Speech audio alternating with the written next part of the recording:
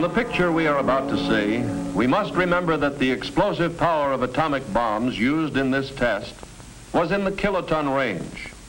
The explosive power of today's hydrogen bomb is measured in terms of megatons. What does that mean to us? It's a matter of practical application. It takes 1,000 kilotons to equal 1 megaton. And by applying the scaling laws, the proportionate comparative effects of a larger bomb can be determined. The A bomb exploded here was rated at approximately 30 kilotons. For comparison, let's use a 20 megaton H bomb. The 20 megaton bomb, therefore, would be 667 times as strong as a 30 kiloton bomb. The relationship between distance for any given pressure and the size of nuclear weapons follows the cube root scaling law. So theoretically, a hydrogen bomb of 20 megatons at approximately 8.5 miles would have about the same destructive power as an atomic bomb of 30 kilotons at 1 mile. In this test, many of the structures were approximately 1 mile from ground zero. In the case of a 20 megaton H-bomb explosion, most of these structures undoubtedly would be obliterated. And actually, at a distance of 8.5 to 9 miles from ground zero, with the longer duration of blast pressure, we could expect to find conditions even more severe than those at 1 mile from ground zero in this test. This atomic test, although depicting the severe effects of a nuclear weapon, does not reflect the extent and severity of destruction that would result from a nuclear weapon in the multi-megaton range.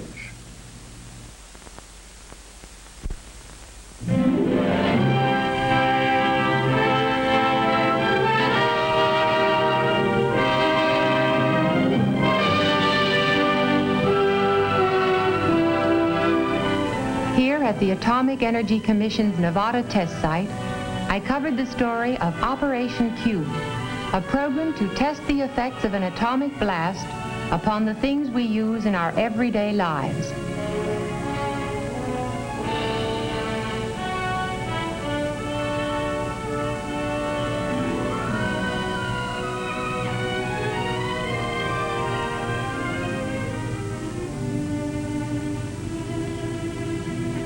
Operation Q, the atomic test program of the Federal Civil Defense Administration, as seen by June Cowan, reporter. I had to see Operation Q through many eyes, not only my own, but as a reporter through the eyes of the average American man and woman. I arrived at Civil Defense Headquarters the day before the explosion was scheduled to take place and checked in at once with the official who was to brief me about the test. To give me a perspective of the entire layout, a member of the Civil Defense staff showed me a carefully prepared model of the site. The scope of the test and the detailed care with which it had been planned amazed me as I listened to the explanation. We begin with the question of shelter, for shelter might save our lives if we were far enough away from ground zero. If so, what kinds of shelter are effective? Several kinds are to be tested, from elaborate industrial shelters to the box-type shelter in the corner room of a basement. This type would give more room for a family, especially if it were necessary to remain there for several days. In this frame house without a basement, at the 4,700-foot line, we will test a bathroom shelter built of reinforced concrete. The entrance door and outside window covering are designed to resist blast. I asked about the possible loss of utilities and what this would mean to survivors. No electricity for running a home or an industrial plant. Loss of power may be one of our biggest problems after an attack. Power poles, power lines, pole transformers, and complete substations are to be tested by the Edison Institute. How will they withstand this blast? How long will it take to make repairs? How soon can service be reestablished? These are things we hope to learn from the test. One complete transformer substation has been erected relatively close to the shot tower. A second substation and power lines have been placed at a much greater distance from the tower. Thinking about news during an atomic attack, I asked about radio towers. Two kinds are to be tested. One tower is self-supporting without guy wires. The other has supporting cables. Both types are very common. Nearby, a complete radio transmitter will actually broadcast from tape before the shot to be picked up by radios in the test houses. Both liquefied petroleum and natural gas facilities will be tested. Will the fittings and connections stand the test? Will there be fires?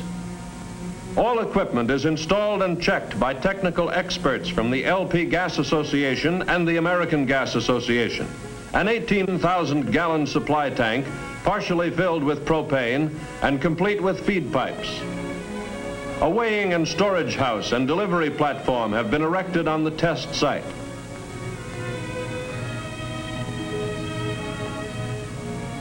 I was anxious to learn all I could about the various types of houses to be tested.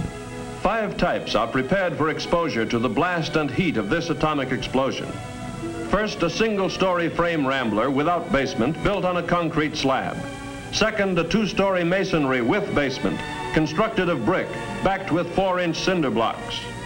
Third, a house of 8-inch concrete blocks reinforced with steel. The 4th type is a single-story rambler made of precast lightweight concrete. Walls and roof panels were joined by welding steel lugs. The 5th, at the 5,500-foot line, is a redesigned house similar to one previously tested.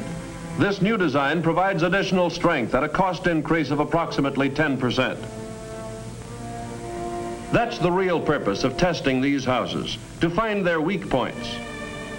Through the cooperation of the furniture and appliance industries, household furnishings were installed in the houses. Mannequin families supplied by private industry are to represent Mr. and Mrs. America. Interior home furnishings donated by industry are complete in every detail. I looked at the mannequins sitting about so indifferently. Naturally, I was very interested in preparations for the testing of textiles and synthetic fabrics. Rows of mannequins were set up in the open facing the blast. Each item of clothing and each color had been carefully selected to give much needed survival information. I was especially interested in the food test program. Canned and packaged foods are to be tested. As a mother and housewife, this appealed to me. I had several questions to ask. Would food in the average home be safe to eat after a blast? Food testing in Operation Q is planned to answer this and other vital questions.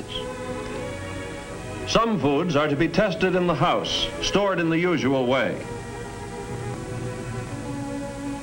Other foods, including fresh meats, butter, and similar perishables, are to be tested just below the level of the ground at 3 positions along the main test line. This will expose the food to high-intensity radiation without risking destruction of the containers.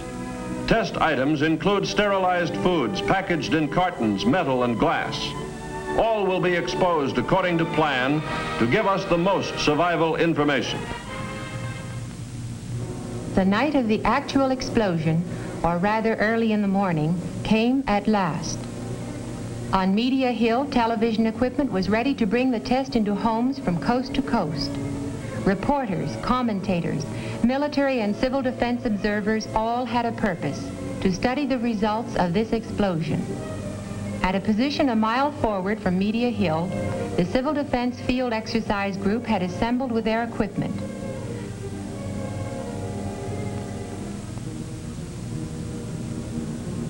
A small group of civil defense volunteers were to occupy a trench relatively close to ground zero.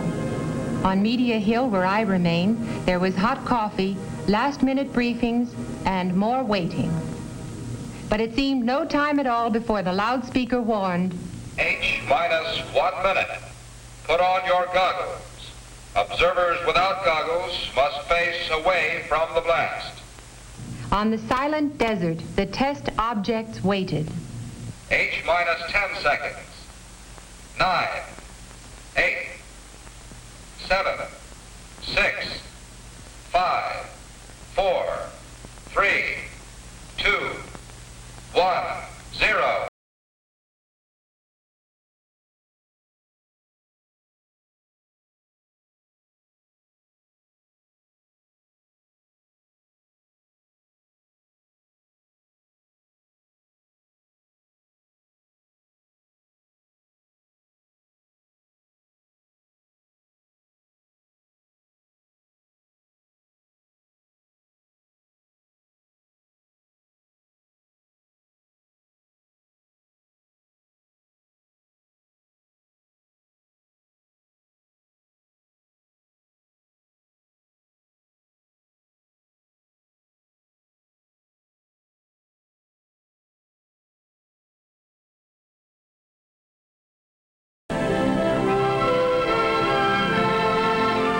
"24 hours elapsed before we were permitted to view at first hand the results of the explosion. Let's see how the blast affected the houses. This is what remained of the masonry house that was not reinforced.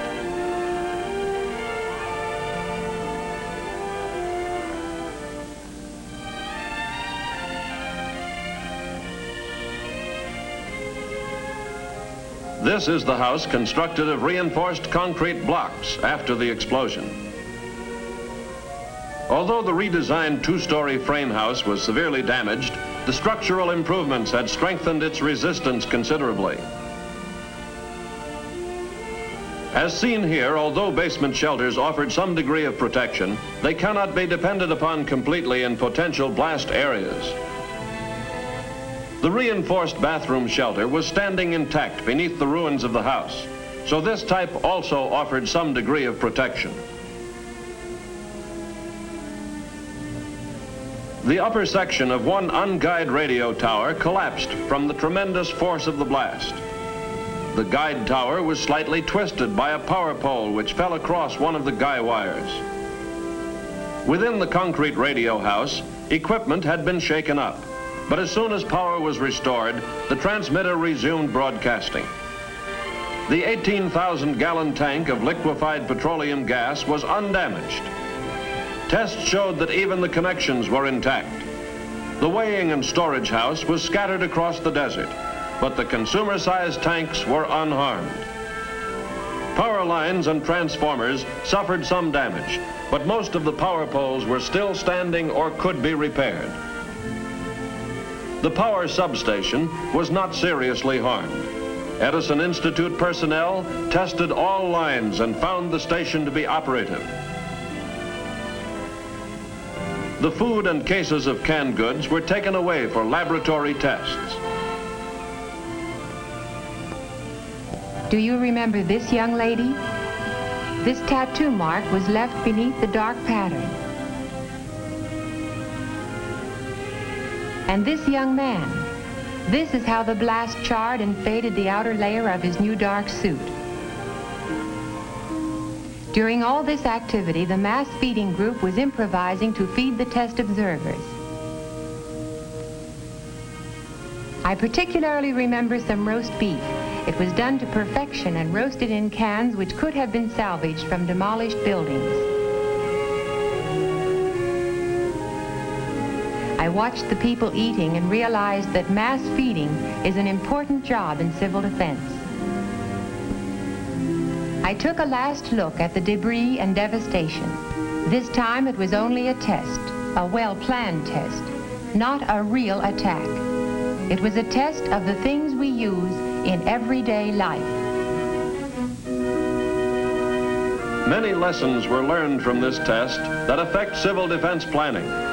And it must be borne in mind that multi-megaton weapons would result in much greater damage over a larger area.